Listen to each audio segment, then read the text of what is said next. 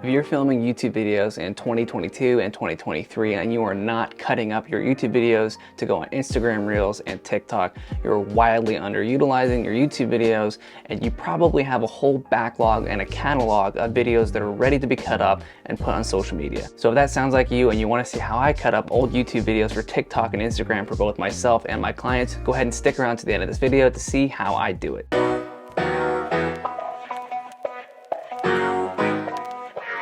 What's up guys, this is Josh and welcome back to the channel. I am a filmmaker and video strategist based out of Orange County, California, and this channel is where I educate entrepreneurs, small business owners, and creatives how to tell their story online with video content. Before I get into this video, I just want to say if you're looking into starting your YouTube channel and you're looking to get into YouTube video production, I've actually created a free resource for you called my YouTube Thumbnail Template Guide. This is a 100% free resource where I've included 3 fully customizable Canva templates. You can customize the color, you can customize the text, you can drag and drop your own images in there. It makes it super simple, super quick, and I've included a couple tips on how to make your thumbnails better and up your thumbnail game. So if that sounds interesting and helpful to you, the link is down below in the description. One of the things that I see happening way too much recently in 2022 and going on into 2023 is people having huge YouTube channels with backlogs and backlogs of videos, but they're not utilizing any of that content for Instagram. Now, this is actually a strategy that I used and learned how to do when I was working for David Meltzer out in Orange County, and it's based on a simple strategy called pillar content. Now, what your pillar content is, it could be a number of things. For some people, it might be a video podcast. For me, it's YouTube, and for a lot of my clients, it's also YouTube. But basically, your pillar content is going to be whatever the longest form content you have, and then you're going to then dice it up like I put right here in this graph. So let's say, for example, you have a 1 to 2 hour long video podcast.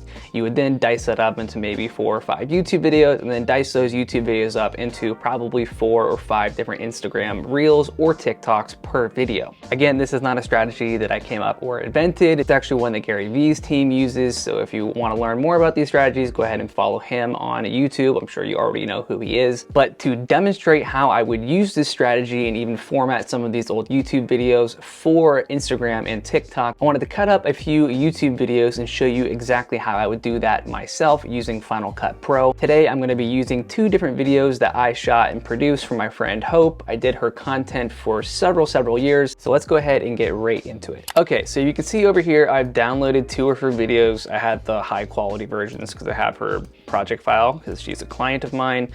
I have them drop down in here. It's just a regular YouTube timeline, just a regular 4K timeline. It's not vertical yet, but I will show you guys how to do that. And basically, again, this is something that I learned when I was working for David out in California. But what you do is you'll just watch this video on 2x speed. For those of you that don't know the shortcut, it's the L key in Final Cut Pro. And you just watch this at 2x speed and you look for little golden nuggets, probably 30 to 60 seconds long, that you can cut out, format for Instagram or TikTok, and then post on those platforms. So let's go ahead and watch it. We can skip past her intro. Again, that's just the L key. So most of the time you're gonna have a little intro period. We don't really need to clip out any of this, so we'll skip a little bit forward. Right there. Okay, so we found a little piece of advice right here. A lot of YouTube videos are structured in like 3 tips, 5 tips. Usually, as a good rule of thumb, each one of those tips you can probably cut out to make an Instagram Reel or TikTok, but we'll start right here. Guys, I consider myself someone who's special. My baby is a senior girl. So ignore in that same boat. I usually press the M key to drop a little marker down there, and we'll come back to this. But what I'm going to do is I'm going to drop an M key, and I'm also going to press B for the blade tool, and I'm going to blade on each side of this so I can separate out that little golden nugget.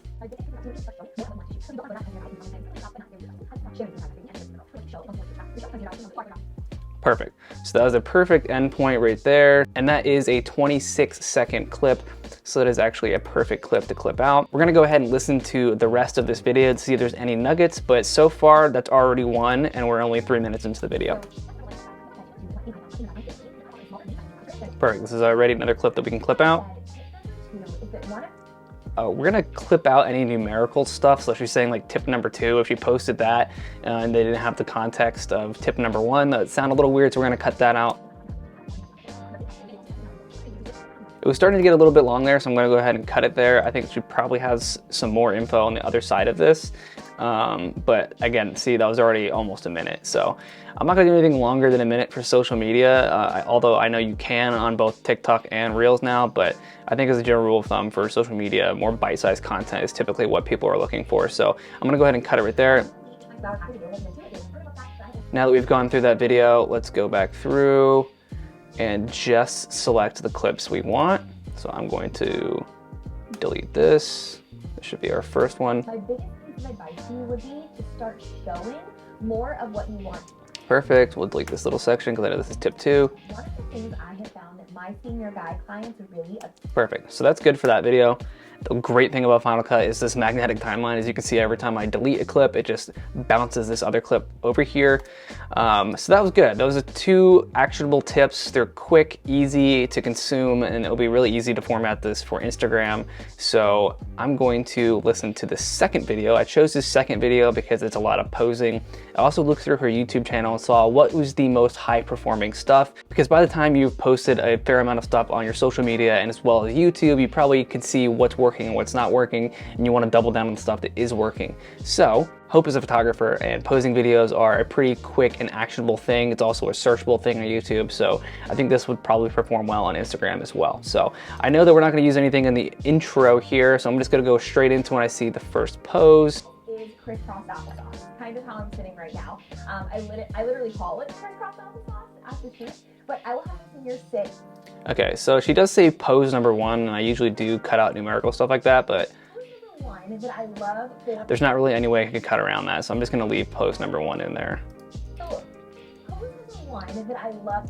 Drop the M key here. So, pose number 1 is that I love for my senior girl is crisscross applesauce. Kind of how I'm sitting right now. I literally call it crisscross applesauce. Pose number 3, you're gonna have to envision me in like a tall, grassy. Okay, so she had a good cut there. I mean, she had a good pause there, so we can cut out the pose number 3.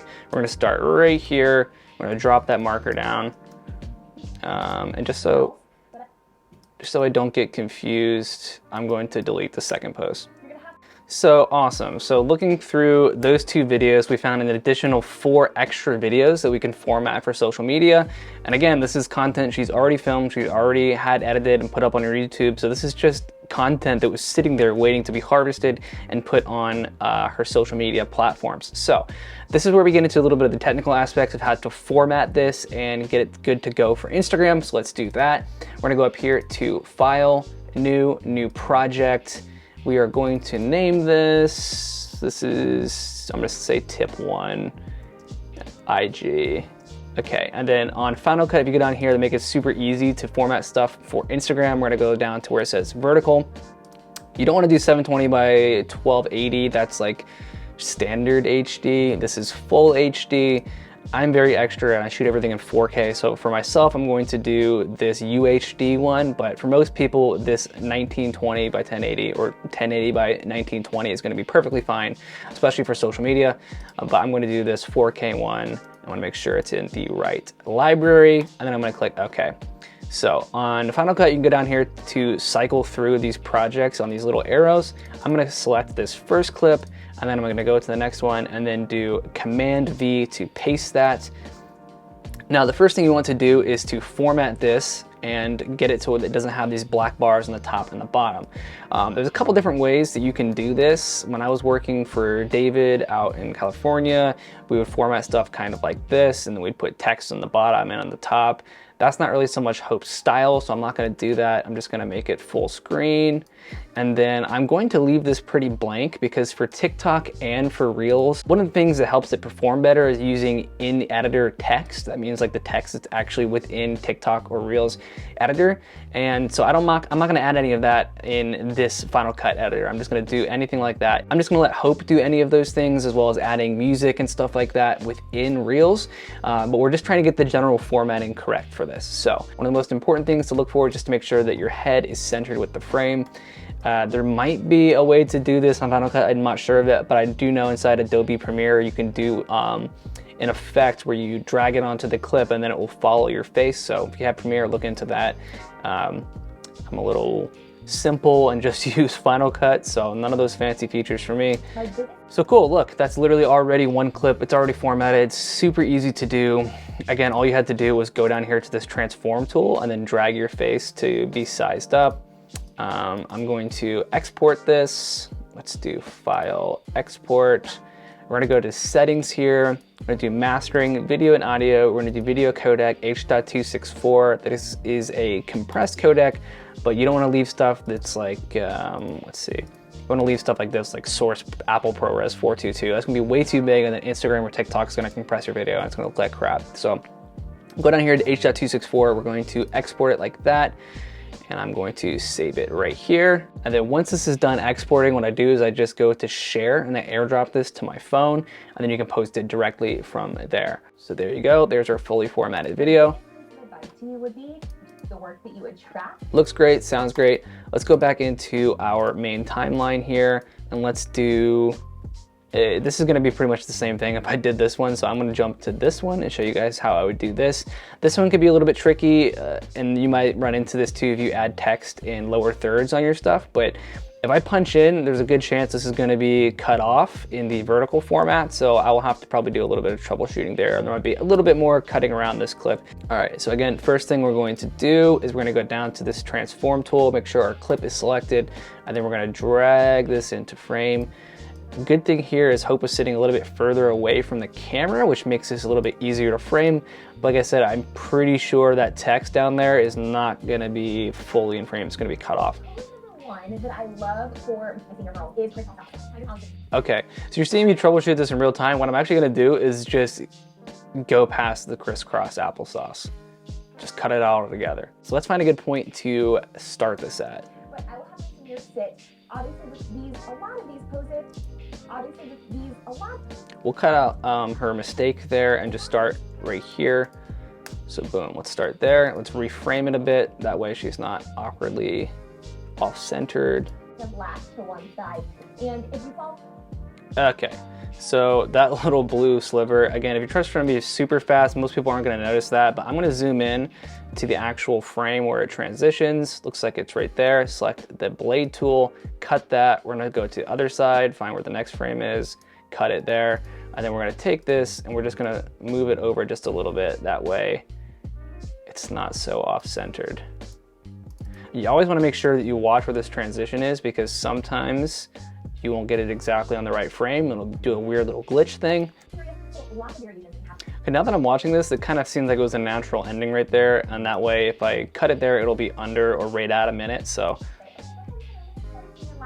And I show them what I mean by that. Perfect, I think that's a perfect spot to go ahead and end this clip. One way to do this where you don't have to crop out that text, I'm gonna do it in the square formatting and show you how to add some colors that are the same as your branding. If you do want to do like a square format, but still in the vertical format, it's a little bit of the best of both worlds. And again, this is what I did when I was working for David. So it's a useful tool to have in your toolbox. Okay, so we're gonna go here. We're gonna go to pose to IG, boom. And then we're gonna paste that clip in here.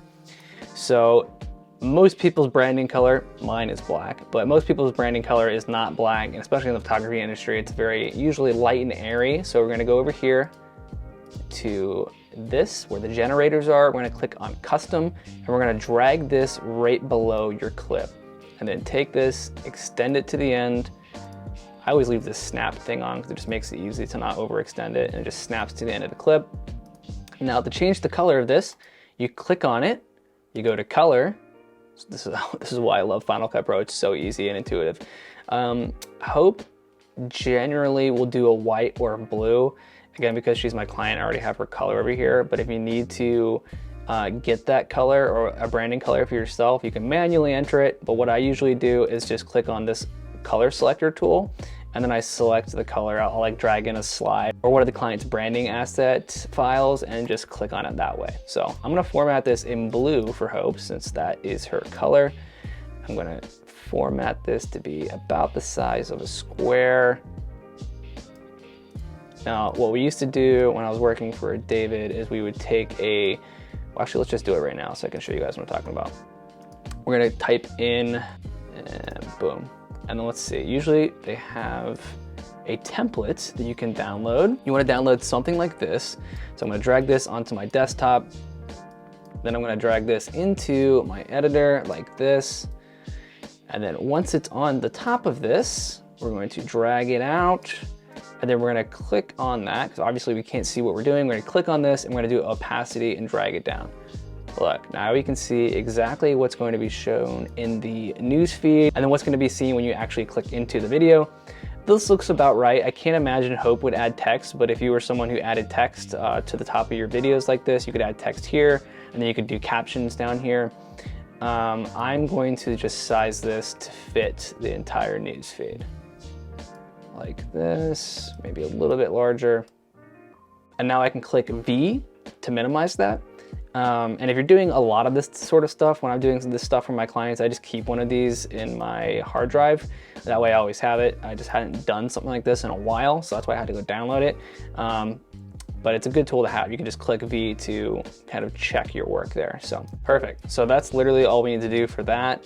Then we're going to do an export as we usually do. So I'm not gonna do that last one because it'd be a little bit redundant. It's pretty much the same process what you just saw here, but that is how I got 4 different clips from 2 different videos. You could probably get a lot more. As I said, I was being pretty picky because for the sake of time in this video, I didn't wanna go through all of them, but I would say on average, you could probably find 4 to 5 different social media clips per YouTube video. And if it's a longer YouTube video, like a video podcast or something, then those clips are really limitless at that point. So that's pretty much it. I hope this video was helpful for you guys. If videos like this are helpful for you, I post new ones every single Monday on video production and how to do YouTube and YouTube strategy. Make sure to download that free thumbnail template and guide down below.